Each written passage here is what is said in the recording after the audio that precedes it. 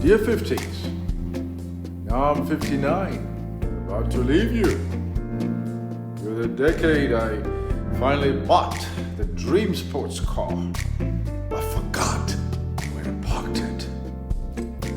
I took up dancing, but my knees filed a formal complaint, especially in the mornings. They now creak in Morse code. At 51, I became my parents' parent. The roles reversed so fast, I needed a chiropractor. No longer son, I became the chief medication officer, head of remote control retrieval, the trusted bookkeeper. Dad and mom kept retelling stories they had told me a dozen times before. The same ones their parents had told them. Only difference, they forgot they were doing the same thing to me now. I adored them more deeply than ever, even when they called me by the dog's name. Then came the twist. My grandparent found a companion, a real one, not the bingo partner I assumed. They were spoiled, smitten, and suddenly more emotionally available than my adult children. At 53, some of my siblings became allergic to responsibility and elected me as the family's designated adult. I didn't apply for the job. I just showed up too often with snacks and spreadsheets. Apparently, that's how you get promoted. Then came the greatest thrill. I became a grandpa. Spoiled them, grandkids rotten.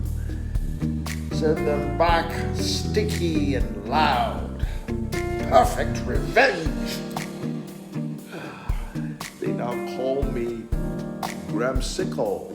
I wear it with pride. My spouse? Comfortable.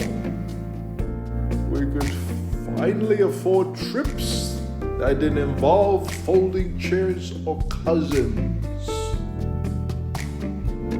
Retirement edged closer. I began saving like it was a competitive sport. I even considered medals for couponing. This was the last run before throwing in the towel.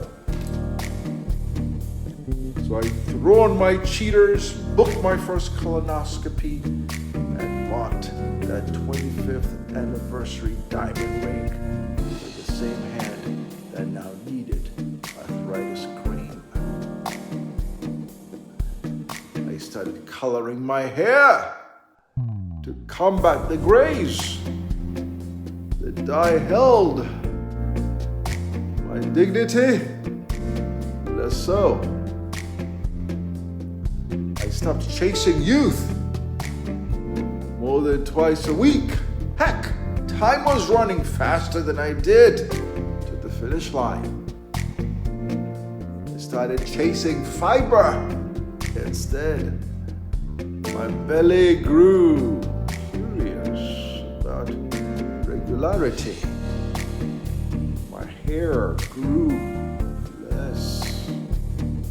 I noticed I began to resemble my father. Just a little.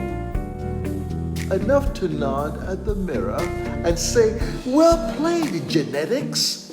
Well played." Then I moisturized and moved on. Work became fluency, not frenzy. Expertise replaced ambition. I spoke truth without trembling. I loved wide without needing permission. My doctor became my motivational speaker. Get this done, get that checked, or the decades ahead will be bumpy.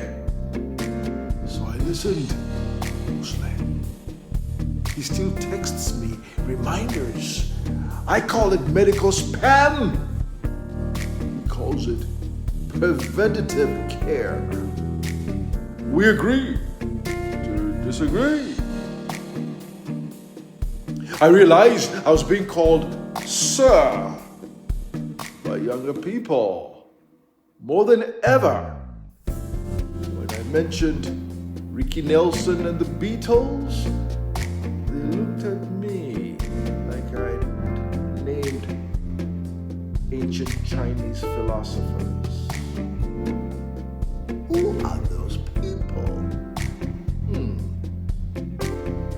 Generational shifts weren't subtle.